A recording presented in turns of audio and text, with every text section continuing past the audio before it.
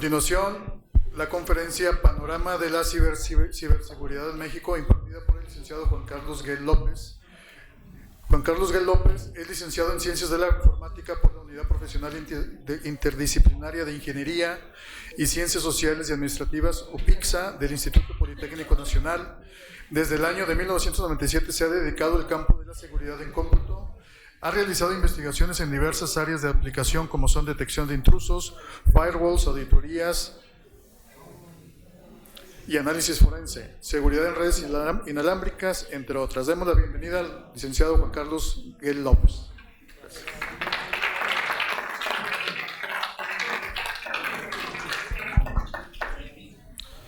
Bien, buenas tardes a todos. Voy a hacer una presentación, son varios slides, mucha la información. Lo que me interesa es que quede varios conceptos definidos y que nos vayamos con un mensaje que es el que quiero transmitir. Hice la presentación un poco vintage para aquellos que entienden cómo ha sido la evolución del Internet, sobre todo en los últimos 30 años, y a partir de ahí poder entender el fenómeno en el cual estamos hoy día. Afortunadamente los paneles que me antecedieron hablan de una transformación digital, y como lo veremos en la plática, hoy día la transformación digital no es concebida si no existe la seguridad embedida dentro de ello. Dentro de esa evolución, algo que llamábamos seguridad en cómputo, que llamábamos seguridad informática, lo que hoy llamamos ciberseguridad, ¿perdón? Okay. Bueno, es a donde estamos llegando. Bueno, entonces, la presentación, como les dije, está basada en algo tipo vintage, para aquellos románticos de los inicios del Internet. Bueno, vamos a ver. Vamos a hablar un poco de los antecedentes. ¿Por qué nos tiene la ciberseguridad preocupados? Una pequeña línea de tiempo. Esa línea de tiempo puede haber muchos más aspectos, pero traté de conjuntar los más importantes relacionados con el gobierno o con aquellos que causaron un parteaguas desde los inicios hasta hoy día. ¿Dónde estamos realmente? Algunas ideas o propuestas pensando en el futuro de nuestro país, el futuro que nos debe de atañer a todos. ¿Por qué? Porque al final del día se crean instituciones dentro del gobierno, dentro de las estructuras del gobierno, querámoslo o no, desde ahí se dirige la política nacional, y a partir de ahí, ¿cómo entendemos que debería de manejarse la ciberseguridad? Les voy a hablar de un ejercicio que queremos hacer con las IES a través del Centro de Ciberseguridad e Inteligencia Artificial. Este centro es de recién creación y estamos comenzando a poder analizar y evaluar cómo se concibe la ciberseguridad desde un ambiente no solamente académico, sino también cuáles son los esfuerzos que hay. Hablamos de muchas y nuevas disciplinas, pero hasta dónde nosotros estamos inmersos en ello. ¿Somos responsables o no somos responsables? Ustedes como responsables de las TIC, ¿qué partecita de esa responsabilidad ustedes tienen para poder transmitir el mensaje de manera apropiada hacia nuestros estudiantes? Ya hablaré de este centro y bueno, antes de empezar, si ustedes pueden participar, esta es la liga de la encuesta, la pongo ahorita al inicio y la pondré al final. Nuestros compañeros de ANUYES, a través del app y a través de la página web, la van a dejar para que puedan ayudarnos a contestarla. Nosotros lo que queremos es tener una aproximación dentro de lo que es la parte educativa para poder encauzar y que todos nos beneficiemos de los programas y las líneas de acción que derivemos de ello. Bueno, los antecedentes. Les voy a hablar un poco, ¿no?, de cómo va surgiendo el Internet ya comercial y cómo vamos tomando lo que es hoy día la ciberseguridad. A principios de los 90s, con los inicios del Internet comercial, no aquel Internet que era exclusivo de centros de cómputo, se comienza a aperturar, comienzan los grandes proveedores, en aquel entonces pequeños proveedores, inclusive a muchos de nosotros nos tocó que nuestra universidad era el proveedor del Internet. y comienzan a surgir los primeros casos de vandalismo de Internet. Ahorita vamos a ver a qué le llamábamos ese vandalismo. De los finales de los 90s hasta finales de esta década, hemos pasado de un hacking que lo hacíamos por diversión. Entrábamos, hackeábamos una página, nos reuníamos, lo hacíamos por diversión, simplemente reír de que pude vulnerar tu página web. Hoy día estamos hablando de un hacking, estamos hablando de manipular tecnologías, manipular la ciberseguridad, de un hacking por el dominio mundial, del dominio de los datos, el dominio de la información. No lo tengo, ok, te afecto a tu economía, te pego a tu PIB. Y no nada más a tu PIB o a tu economía, afecto a las de todo el mundo. ¿A qué me refiero? Este es el hacking que hacíamos en el 96, y digo hacíamos porque en su momento todos en cierta forma nos reíamos.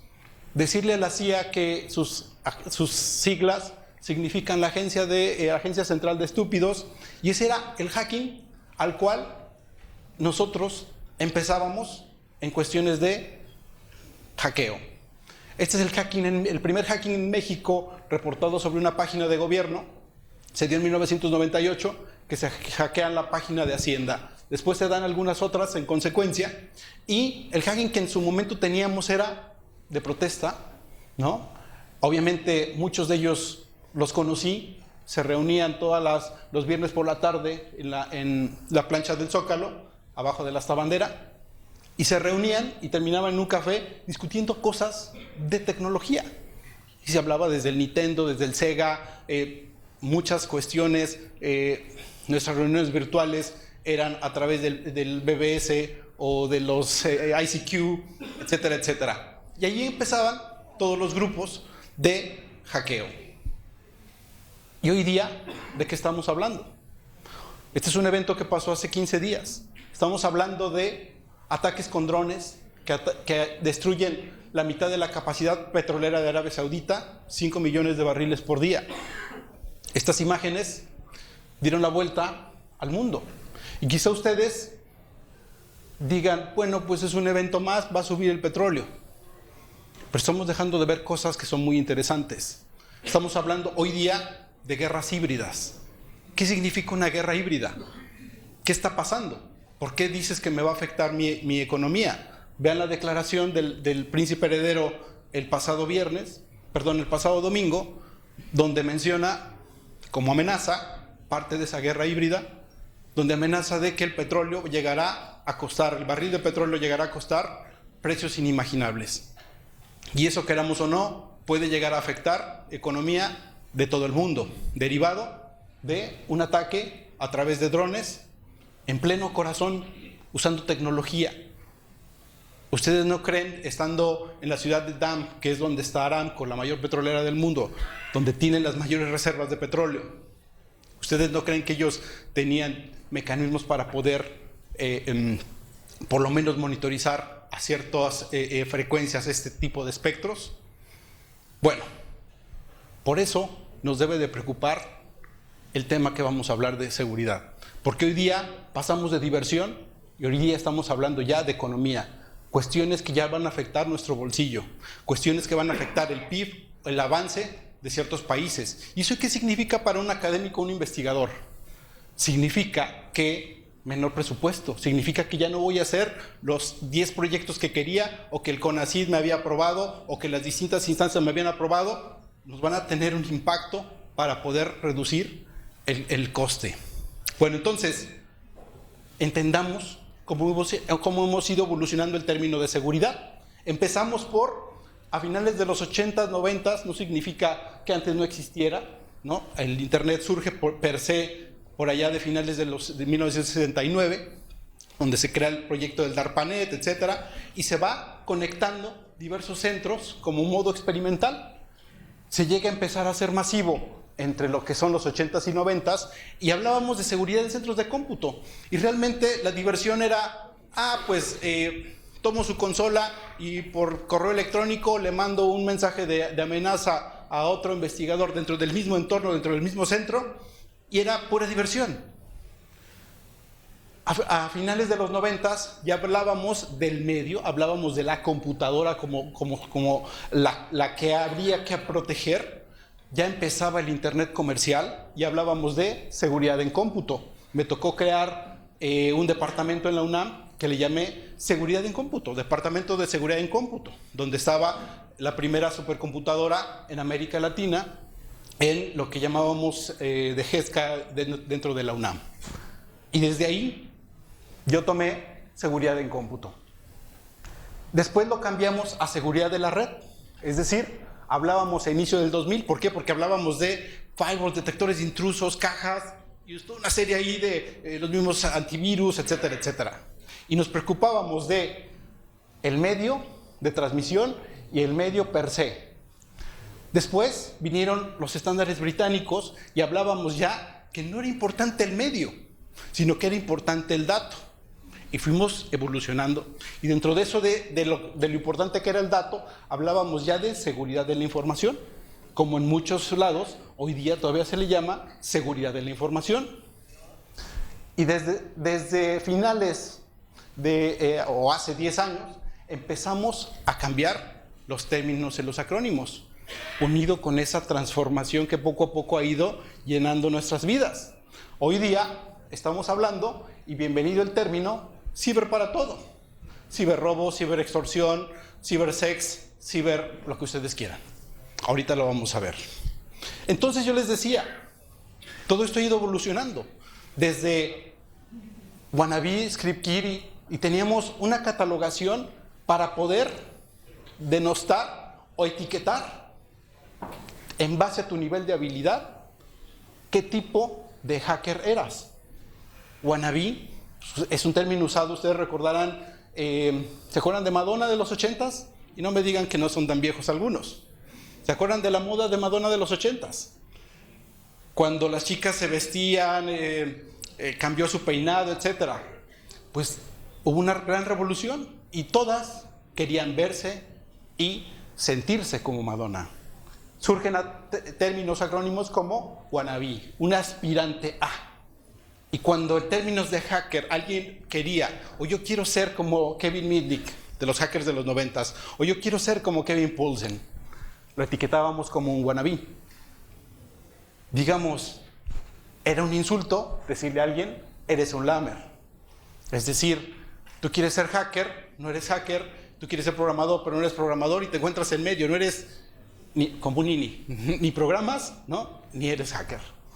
Y después ya venían catalogaciones un poco más fuertes. Aquel que estudiaba, o sea, el verdadero término y concepción de la palabra hacker, era aquel estudioso que estudiaba los sistemas y encontraba la forma de poder encontrar caminos o puertas para poderlo accesar. Eso realmente le llamamos un hacker, porque lograba traspasar, pero notificaba esas fallas hacia los fabricantes. Habría todo un código en aquel entonces. Un phreaker, las primeras veces que yo hablé con un verdadero phreaker fue por allá del 97, cuando yo comenzaba. John Draper fue el primer phreaker a nivel mundial. Antes en los teléfonos, a través de tonos entre satélites, nos permitía el poder enlazarnos a otros continentes. Pues él se aprendió muy bien esa tonalidad, encontró un silbato que regalaban en las cajas de Captain Crunch y lo emuló. ¿Por qué? Para poder tener llamadas gratis. Y de ahí surgen términos como phreaker, cracker, etc. Hoy día tenemos desde un ciberdelincuente, ciberintruso, ciberterrorista, cibercalifato, cibersex, ciberextorsión, hasta cibermalosos. Todo se vale. Dentro de todo eso, tenemos también evolución en términos, ¿no? Vamos a ver, por ejemplo, dentro de esta década que brincamos de la voz digital hacia el Internet de banda ancha, a ver qué le suena este sonido.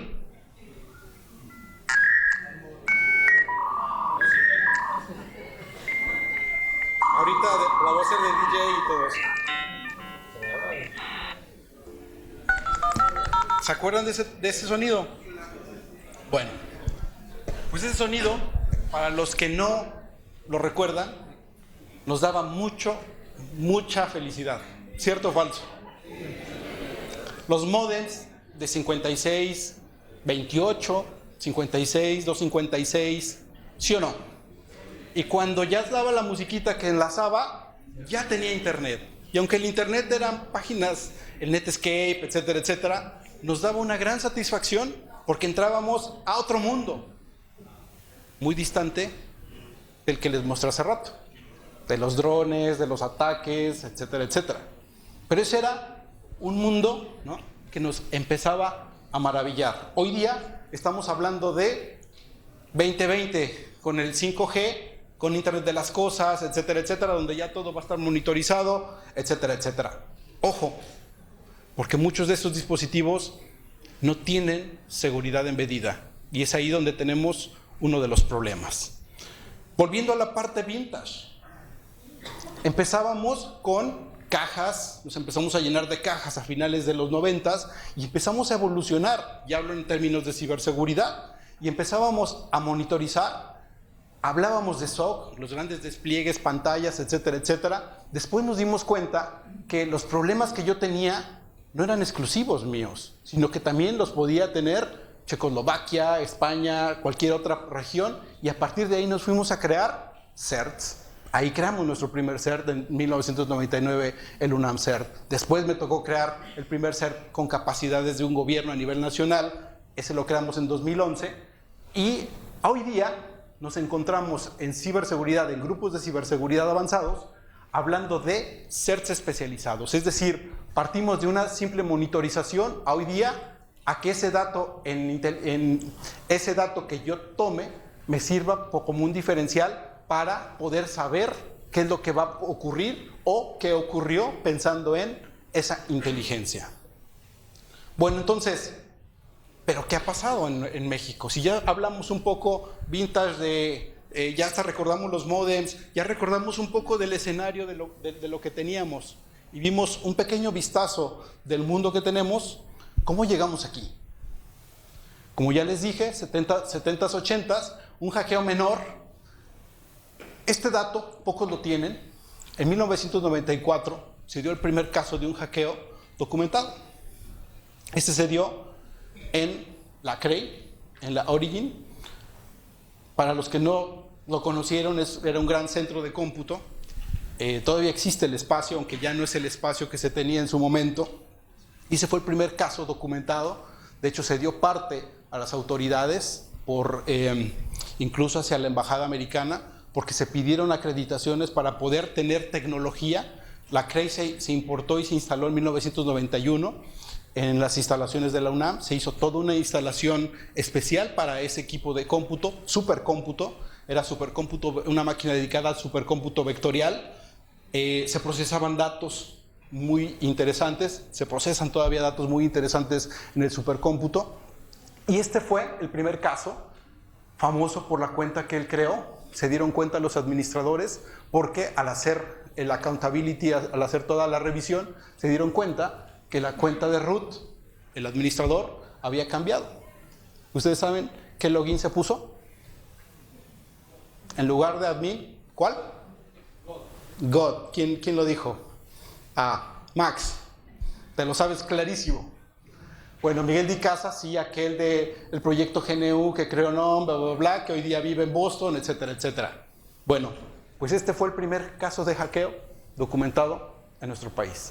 Se los digo porque me tocó ver los documentos, ¿no?, de cómo se dio la intrusión, cómo se levantaron actas, etcétera. No se dio parte a las autoridades, pero sí se dio parte y se notificó hacia la embajada por cómo se había dado toda la adquisición del equipo y se tenía por protocolo que notificar.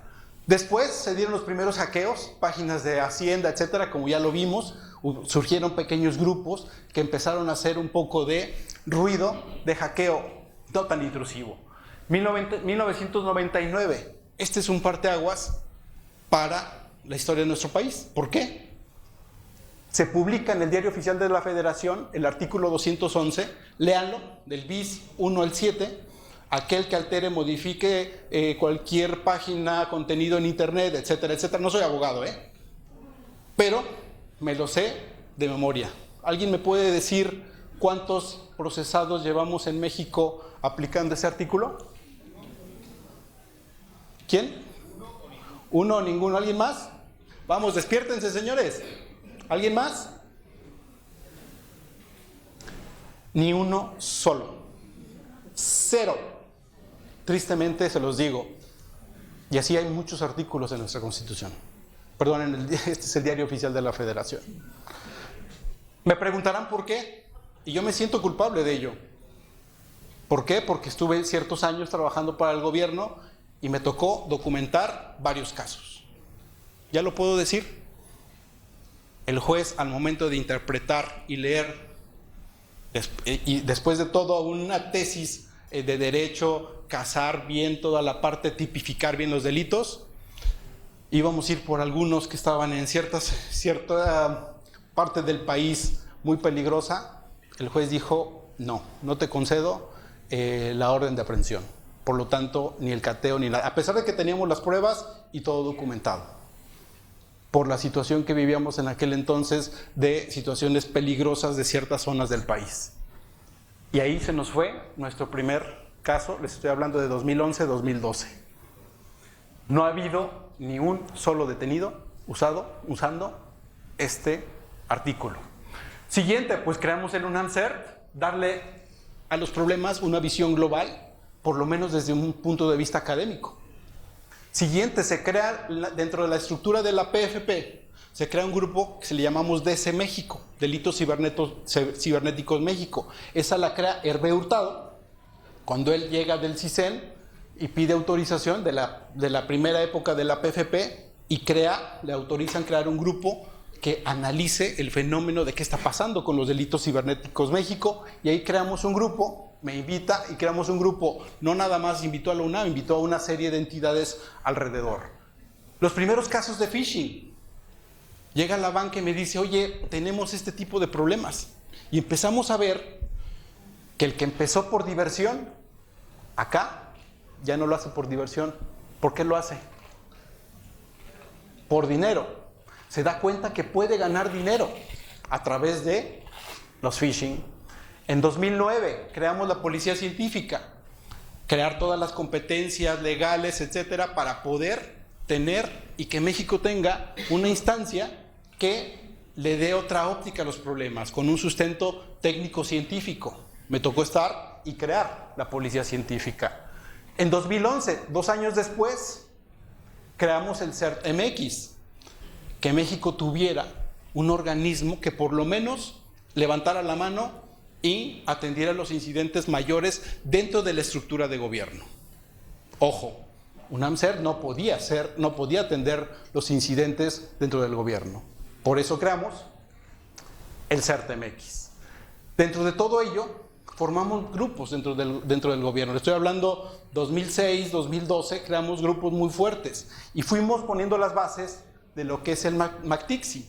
MACTICSI ya se hace oficial para ciertas dependencias de seguridad nacional en el 2014, pero ya se venía trabajando desde años antes para ir afinando, ir metiendo cuestiones ya de ciberseguridad basado en estándares y basado en las mejores prácticas, ir manejando y conceptos claves dentro de lo que es la seguridad informática en la Administración Federal. Hablamos de la Estrategia Digital Nacional, que ya incorpora ciertos temas muy importantes dentro de la estructura de la Estrategia Digital Nacional. 2017, se dan los primeros casos de Watering Hole. ¿Por qué hablo de esto? Porque es el antecedente a los ataques al SPEI, al sector financiero. Y aquí ya estamos hablando de ataques fuertes que a muchos de ustedes les pudo haber pasado, o somos afectados de repente los bancos, que no funciona tal banco el fin de semana y ustedes quieren ir y cobrar su quincena o pagar ciertas cosas y no funciona. Pero nosotros lo empezamos a detectar desde el 2017.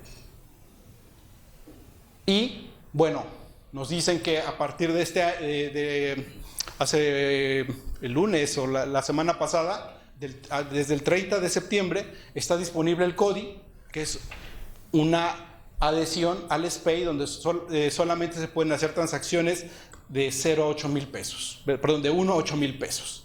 Es el de evolución que hemos tenido en tanto instituciones o golpes de los que recuerdo, seguramente hay más, pero que nos han llevado a transformar un poco esto. Bueno, entonces, si ya les hablé de la línea de tiempo, si ya vimos un poco de qué es lo que está pasando, ¿en dónde realmente estamos? ¿En dónde estamos en este momento en cuestiones de ciberseguridad? Lo que empezó por diversión se transformó en intereses que nos superan. Y hablo diversión cuando el Internet entrábamos y era un ambiente totalmente distinto. Hoy día estamos hablando de guerras híbridas. Vean lo que está pasando. Irán, ataques drones, Arabia señala a Irán, se vuelve una disputa política, se mete Estados Unidos, te neutralizo con drones, ¿no? en el ciberespacio. Por otro lado, gestiono, amenazo vía prensa. Esas son las guerras híbridas. Por un lado, hago un ataque físico con drones usando tecnología y además, virtual, te estoy atacando y neutralizando. Y entre ellos se siguen atacando. Y hay que decirlo, eso está pasando. Y de repente van a entrar otros intereses, atacarse, alentar tráfico, páginas, etcétera, etcétera. Estamos viviendo esa era. Estas son las famosas llamadas guerras híbridas, donde ya a lo mejor para nosotros lo vemos como una noticia, vemos la nota, pero ya está librándose la batalla en varios frentes. Político, virtual, real. Nunca dejen de ver eso. Todo de repente se transformó en menos de 30 años. Y hablamos de transformación digital, pues esto también se transformó paso por paso y ahorita a un ritmo acelerado.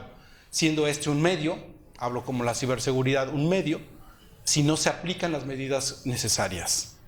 Y hay algo que me gustaría recordar. Hace un año yo vine y les hablé del problema que teníamos y que teníamos que reaccionar de manera muy rápida porque no estábamos formando a los profesionales, que necesitábamos formar personas calificadas en ciberseguridad, que no teníamos muy pocos programas en ciberseguridad y ya ni se diga en otros campos.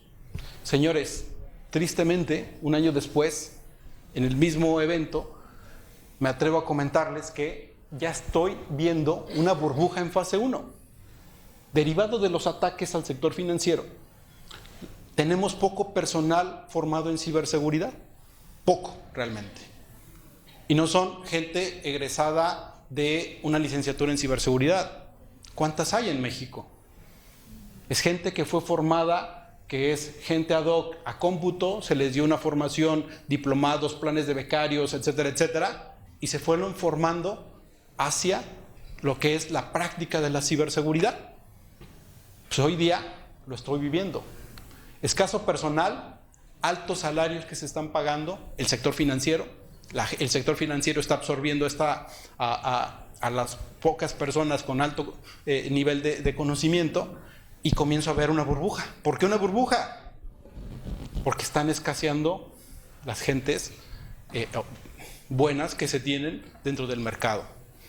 Y esas gentes buenas nos pueden ayudar a formar a la siguiente cadena de profesionales. No existe la transformación digital sin la ciberseguridad embedida.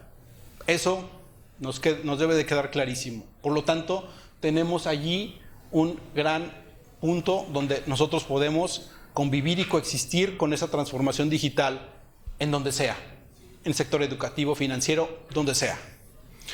La ciberseguridad es parte medular de cualquier organización, gobierno, educación, IP, no estamos exentos. Ahorita estamos hablando de la educación, pero en el gobierno, en la IP, está pasando exactamente lo mismo.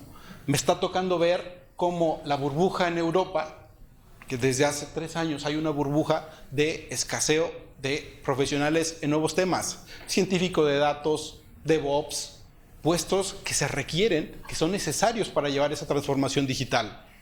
Aquí en México ya empezamos con esa burbuja.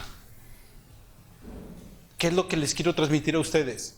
Que necesitamos formar profesionales, necesitamos incluir en nuestros planes de estudio todas estas nuevas disciplinas y corrijamos, ¿no?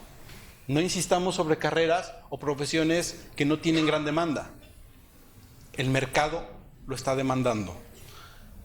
¿Qué estamos haciendo también hoy día? Lo hablo como a título personal. Estamos combinando Big Data más inteligencia artificial. Estamos combinando Big Data más ciberseguridad más inteligencia artificial. Hablo de un ambiente experimental, pero del experimento, si es exitoso, o lo que yo le llamo la prueba del ácido, llevarlo a un ambiente en producción.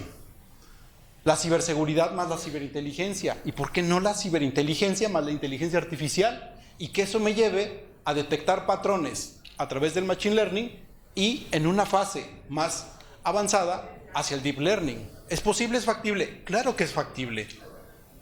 Y podemos, a través de esas combinaciones de las disciplinas, de las nuevas disciplinas, poder generar nuevos productos, poder resolver problemas complejos que hoy día nos plantea la sociedad. Cuando a mí me preguntan, ¿en dónde está la ciberseguridad hoy día? La mejor descripción que tengo es esto. Tú como ciberseguridad comiendo en la mesa de los niños y llega alguien y te invita a sumarte a la mesa donde están los directores. Hablamos de transformación, hablamos de estándares, hablamos de compliance. Pues los compliance ya hoy día dicen que la ciberseguridad debe ser incluida dentro del modelo de negocio. Por compliance o por méritos propios, la ciberseguridad está tomando un rol cada vez más ejecutivo en la toma de decisión, lo que implica mayor presupuesto, pero también mayores responsabilidades. Esa es la ciberseguridad como la estoy viendo a nivel mundial y yo espero que también cambie en nuestro país. Bien, en México, ¿en dónde estamos? ¿Les suena la Estrategia Digital Nacional? ¿Sí o no? ¿Sí? Vale. Pues esto es lo que yo conozco que estamos haciendo en México, donde ya se habla de, y celebro, una economía digital. Ahorita vamos a hablar por qué. Un marco jurídico, datos abiertos, identidad digital. ¿Alguien alcanza a ver dentro de esos objetivos y habilitadores la ciberseguridad? Con copia para el gobierno. Algunas ideas y propuestas. No significa que esto debe de ser así, sino son algunas pequeñas ideas de lo que he venido estudiando, de cómo he visto cómo evolucionan en otras partes del mundo la ciberseguridad, y aquí vienen algunas propuestas e ideas. Necesitamos crear un Instituto Nacional de Estándares en Tecnología. Platicando con nuestros amigos de INCIBE y de algunos otros países, ellos basan parte de su trabajo en los estándares de tecnología que existen de estos institutos. Les voy a contar algo triste para mí decirlo. En mi estancia en otra vida policial, nos tocó atender un cierto incidente.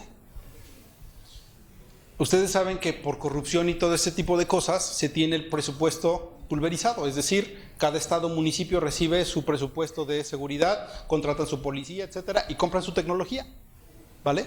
Por diseño así está y sus razones tendrán.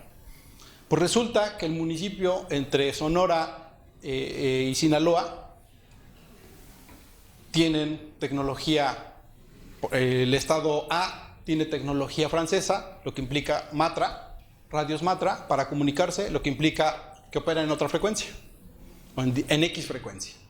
El otro estado opera con tecnología Motorola, que esa es tecnología japonesa, americana,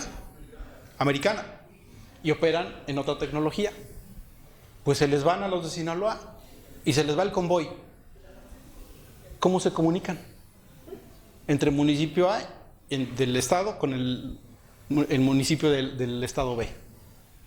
Distinta frecuencia, distinta tecnología. Esos problemas los tenemos al por mayor. Necesitamos crear. Le estoy dando un ejemplo clarísimo. Pero ahora volvamos al tema de ciberseguridad. Importamos tecnología, vienen, nos dan tecnología muchas veces obsoleta, con cifrado de datos muy viejo, y así la estamos importando. ¿Quién puede decidir si se usa o no esa tecnología? Necesitamos alguien que nos fije esos estándares, esas normas tecnológicas para poder avalar, certificar que sí, que no puede operar. No podemos importar tecnología que solamente está autorizada en otros países. Si queremos descifrar la llave, va a ser imposible. Este tipo de problemas nos los podría resolver crear un instituto de estándares en tecnología. Siguiente. Está casi en orden. Todos coincidimos. Canietti, Amity, BCA, Business Over Alliance, un gran amigo, Kiyoshi, etcétera, han estado en medios insistiendo. ¿Necesitamos la creación de un Instituto Nacional de Ciberseguridad? Sí, lo hemos dicho desde hace 4 o 5 años. Hasta incluso, ahorita vamos a ver algunos slides, que atienda los problemas macro. Pero antes del Instituto Nacional de Seguridad, de nada me va a servir si yo nada más veo solamente esta parte. ¿Y qué va a pasar cuando me enfrente a problemas tecnológicos? Necesitamos crear estos dos a la par. De igual forma, necesitamos crear o impulsar una economía digital. Esa sí la vi en la Estrategia Digital Nacional. En otros países están creando lo que llaman los polos tecnológicos. Necesitamos incentivar tecnología, empresas que tienen ideas. Y miren, para muestra les voy a dar un ejemplo. Hay alrededor, según la Asociación de FinTech en México, hay alrededor de 400 FinTech registradas en nuestro país. Salieron unas reglas para poder operar y hacer transacciones, ¿no? Autorizarles a hacer transacciones, etcétera, etcétera. ¿Alguien me puede decir cuántas se registraron de 400? ¿Alguien? ¿Nadie? De 400 se registraron 36 por ahí, la última vez que vi el dato. Y el plazo se vencía hace 2 semanas. 36 de 400. Cuando uno se va a ver las reglas, pues sí, piden mecanismos muy fuertes. Que obviamente una startup que está iniciando no va a poder tener los grandes servidores, implementar ciertos estándares, le va a salir más caro. Entonces tenemos que incentivar, subvencionar proyectos. En muchos países se subvenciona y se les apoya. En otros países se fijan sobre qué necesidades tiene el gobierno y que le desarrollen tecnología al gobierno. Necesitamos impulsar realmente una economía digital para que las empresas, con esas nuevas ideas que traen de fintech tecnológicas o incluso nuevas empresas de ciberseguridad, puedan subsistir en este ecosistema. Una vez que tengamos todos estos mecanismos, vamos a poder ejecutar un verdadero plan o un programa nacional en ciberseguridad. ¿Por qué? Porque vamos a poder atender las representaciones globales, el estado del arte. Aquí vamos a generar competencia y, desde luego, va a haber alguien que va a estar fijando qué tecnologías sí, qué tecnologías no, y poder ir a la par. Insisto, es una propuesta después de haber estado estudiando diversas formas de cómo lo han resuelto en otros países, en otras economías. A partir de cada uno, hablo yo de crear polos tecnológicos, incentivar la creación de nuevas empresas, menos trámites, menos carga impositiva, sobre todo para aquellas empresas tecnológicas. ¿Por qué creen que hoy día Silicon Valley es lo que es? Porque se les incentiva, porque les dan menos carga impositiva. Y lo que importa es el florecimiento de esas ideas. Apoyar el desarrollo de las nuevas startups. Hay mucha gente joven, millennials o como les queramos llamar, incluso de nuevas generaciones, ya llámese generación Z, que traen ideas, que esas ideas son muy buenas y que si nosotros damos el impulso a esas startups nos pueden ayudar en este ecosistema. Algo que no nos gusta mucho, pero tenemos que hablarlo, fomentar la competencia entre los sectores, los distintos sectores y definir claramente las reglas. Bueno, aquí dejo algunas ideas, por ejemplo, de por qué un NIST de México. Necesitamos que un instituto fije esos estándares, que certifique ciertos productos o dé aval de ciertos productos necesarios para la tecnología y para la ciberseguridad. Siempre hablo del modelo de cifrado, encripción del dato, que ese es un gran tema. Fijar normas tecnológicas. Dentro de la creación del Instituto Nacional de Ciberseguridad, ¿qué funciones tendría? ¿Cómo se ocuparía dentro de un ecosistema? Dentro de la política nacional digital, ¿existe la ciberseguridad, sí o no? ¿Cómo se van a proteger los activos dentro del gobierno hacia las empresas? Que eso incluye también hacia el sector educativo. ¿Cuál es el estándar? ¿Existe un estándar para podernos conectar de manera segura, sí o no? Pues esos temas son los que se deben de tratar a través de estos institutos. Por ahí hay algunas ideas. Algo que siempre menciono es, por ejemplo, el WannaCry del 2017 impulsó a que en España se le diera otro giro y realmente una trascendencia al tema de ciberseguridad. Mi pregunta es, ¿necesitamos un WannaCry para que se le dé realmente la importancia a la ciberseguridad? ¿Necesitamos algo que haga un shake en la mente del empresariado, del político, del directivo, para que nos haga caso de que la ciberseguridad es un tema que hay que atender y en muchos casos habrá que invertir per se? Y desde luego, ¿cómo trabajar con los distintos sectores? No todo es feo en nuestro país. Se han hecho algunos esfuerzos, por ahí puse en rojo, cómo articular, cómo coordinar con el sector gobierno, con el sector financiero, el sector de los telcos, aquí ya faltaría agregar Kio Networks, que también ya tiene un CERT, el sector industria, sector educativo, y entre todos los distintos sectores, poner su esfuerzo en materia de ciberseguridad. Y, desde luego, cómo ir midiendo el cumplimiento, cómo construir esas capacidades al interior del gobierno, que a su vez proteja nuestros datos, nuestra información, nuestras dependencias, que resguardan todos nuestros datos, que fomente la cooperación dentro de lo que es los distintos sectores, trabajar de manera articulada con el legislativo. Ya hablábamos del 211 bis 1 al 7, y allí hay mucho trabajo por hacer, y un trabajo coordinado con los que ya existen. Bueno, ya veo que el tiempo está por terminarse. De manera muy rápida me gustaría escucharles. Al final del día es entender un poco la evolución de la ciberseguridad, en dónde estamos, un poco de propuestas que pueden ayudar a que este ecosistema sea mucho más agradable. Algo que sí me gustaría comentarles es, hemos creado un centro de estudios en ciberseguridad e inteligencia artificial. Este nuevo centro entró en operaciones en septiembre del 2019. Se enfoca en 3 líneas prioritarias: educación y formación. Por eso estamos asistiendo a este tipo de foros, y ahorita les voy a dejar la liga de una serie de 5 o 6 preguntas que se tienen. Queremos combatir, o vemos que una de las líneas prioritarias de este gobierno es la anticorrupción, poderles ayudar. Atención a grupos vulnerables y responsabilidad social. Es una encuesta sencilla. Queríamos hacer el ejercicio en línea, pero ya no nos da el tiempo. Y bueno, ese es el sitio donde ustedes pueden entrar y participar en la encuesta. Lo dejaremos con la gente de los organizadores del evento.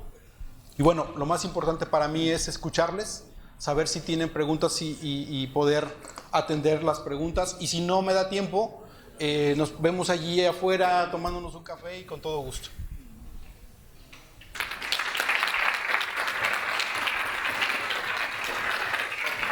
Agradecemos la participación del maestro Lentes. Gracias. El maestro Juan Carlos Guel, le hacemos entrega de su reconocimiento y un presente. Sí. Gracias. ¿Se queda el panel? Ahí va, ¿se queda el panel? Pero creo que hay preguntas. Bueno, una pregunta. Es que igual se queda el siguiente panel, no hay problema. ¿Qué pregunta?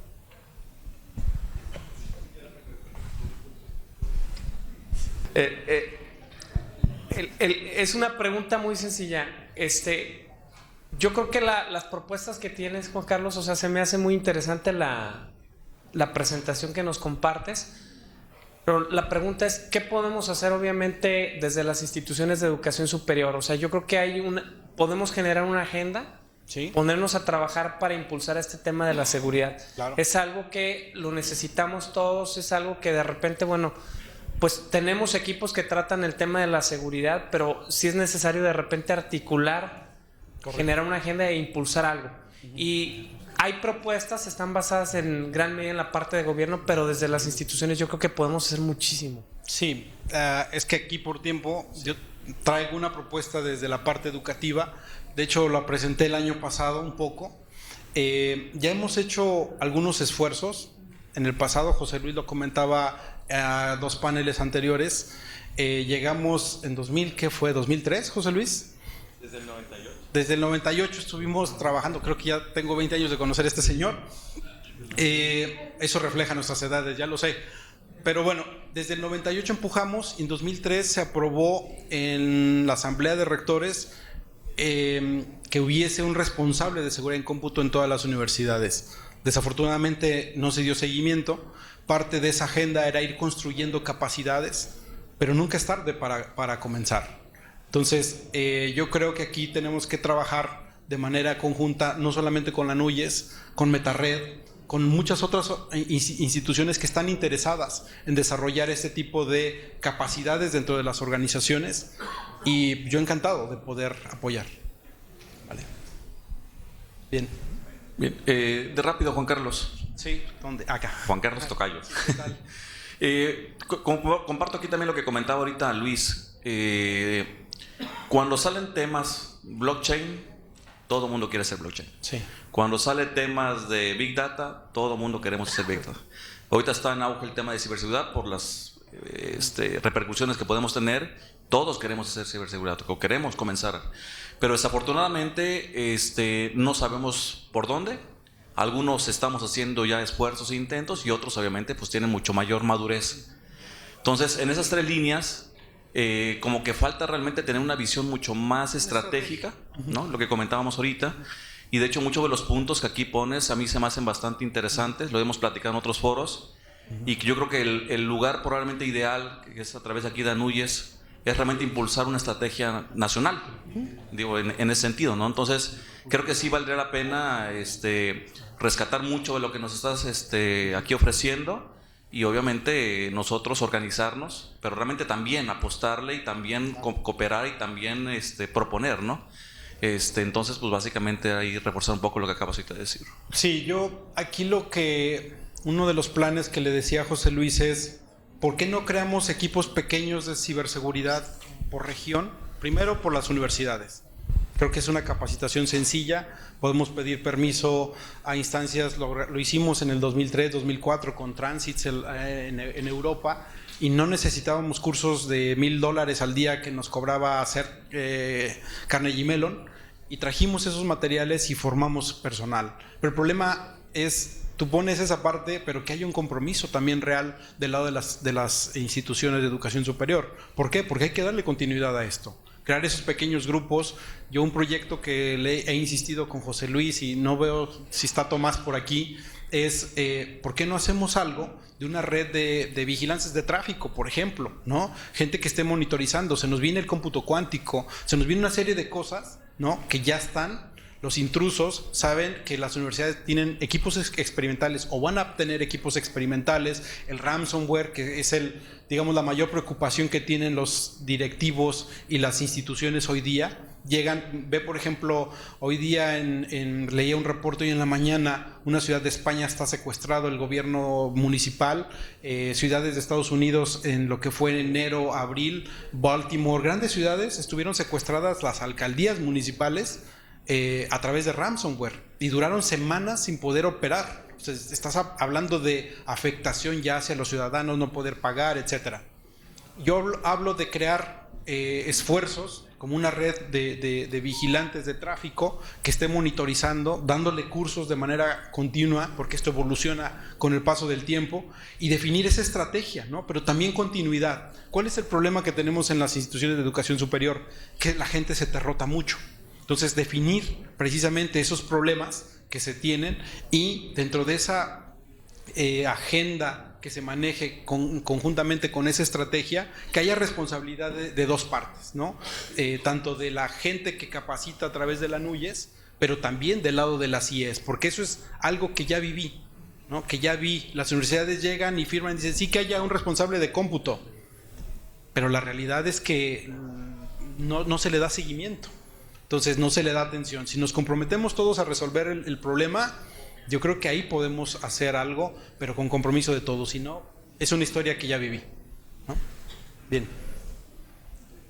¿Existe alguna otra? Gracias. Gracias.